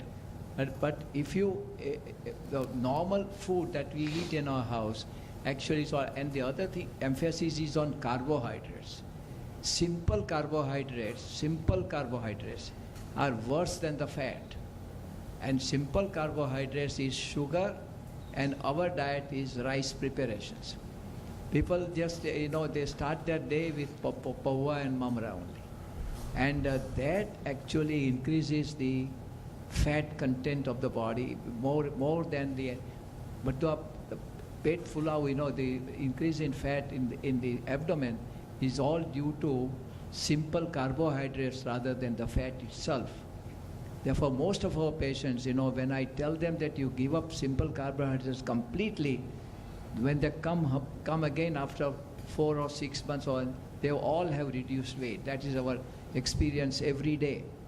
In our clinic, the rule is, supposing he has come with 110 kilogram of weight when he got the symptom of heart attack, I don't tell him that you bring down your weight to 90 kilogram. I tell him that when you come next, you must be 5 kilograms or 3 kilograms less than what you are now. Because whatever, he was having 110 kilograms for last 15 years, but now he has started getting symptoms for last 6 months. So I tell him that now you reduce it by 3 to 5 kilograms, but if you are 111, then you don't come back to me. That we don't allow them to come. But if they reduce by even 1 kilogram, I'm happy. 2 kilograms, if 3 kilograms. The big study done in the United States, that at whatever age you have got the heart attack, if you reduce by 3 to 5 kilograms, the heart gets the rest. Otherwise, I explained to them that even if you increase your nail a little, then also heart has to work a little harder. So every ounce of weight you put on, heart has to work hard. So whatever weight you got the heart attack, you reduce by 3 to 5 kilograms and keep it reduced. Okay. Now we are going past the time, Yes. so just I got the important question. So, basically all three have stated that the comprehensive management of coronary artery disease is very important, and as lightly said, and evidence has also said that in American College of Cardiology and European Society of Cardiology also stated that approximately half of the CV death decreased due to evidence-based medical therapy like secondary preventions, dietary changes, and lifestyle interventions. And these comprehensive lifestyle interventions also decreases 74% of angina to be asymptomatic. So comprehensive lifestyle management, comprehensive coronary artery disease management is very much important, and that is evidence-based. So now I ask two questions to Kapadia sir, that is universal healing program is alternative to modern medical therapy of coronary artery disease or not? We must come to a close now. Everyone knows that I never claimed and I never will say that universal healing program is instead of the allopathic treatment.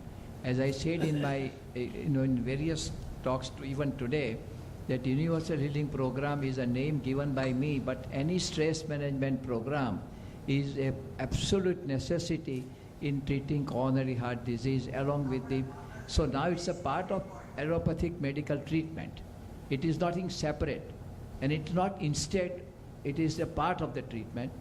And therefore I'm telling you that once you have a predisposition for coronary heart disease, or if you had a coronary heart disease, then you have to make certain changes in your diet, in your daily life, your mental attitude, and all that is done by a program like Universal Healing Program. I would always say program like.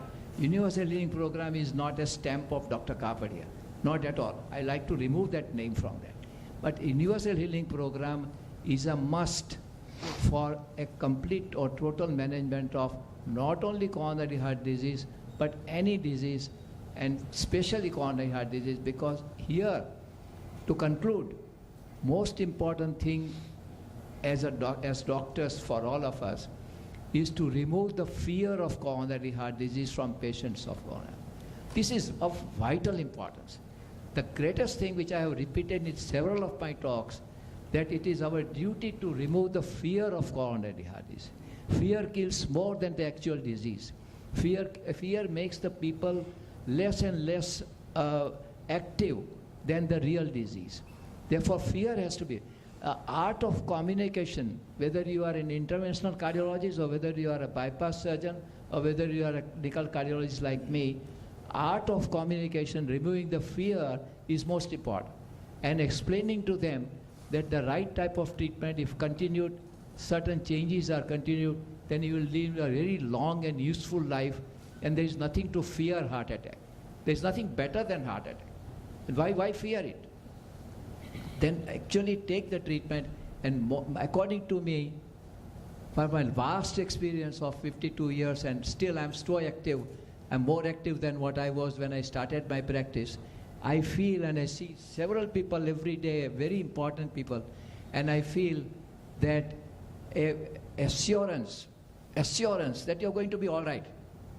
That one word, and it comes from an experienced doctor, that you are going to be all right. But અત્યારે તો તમે આમ કરો, you do it this way, પછી જોઈશું, it is all right. તમે અત્યારે તો કરો, પછી જો જરૂર પડે તો આમ કરીશું, કરવું પડે તો આમ કરીશું. Certain vague statements like that continue the medical treatment like this. Your ejection fraction is normal, everything is normal, but your main artery is blocked, but now you are symptom free, but there's something, પછી જોઈશું, that sort of an attitude. putting a doubt in the patient's mind is actually, according to me, completely not permissible as a doctor.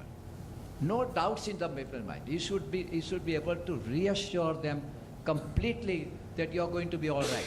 You're going to be all right. If that much comes, with all like this, then, but I must thank, let me conclude, we stop here, and let me really heartily means I cannot have enough words to say, thank Dhiren to spend his time here. He's very busy. He has got a very, and this fellow, Samir, who is just like my son, he is really so busy, and then they have agreed to come with me here. So that is a great, great thing for me. I'm so much obliged to both of them. I'm so happy. And I wish them a very, very bright and still very successful future ahead. And they are really both extremely required in these days. And they've got all the qualities of a good doctor, apart from their qualifications as a surgeon and an interventional cardiologist. Thank you very much. We have no more time about that. Thank you all. Thank you. Okay.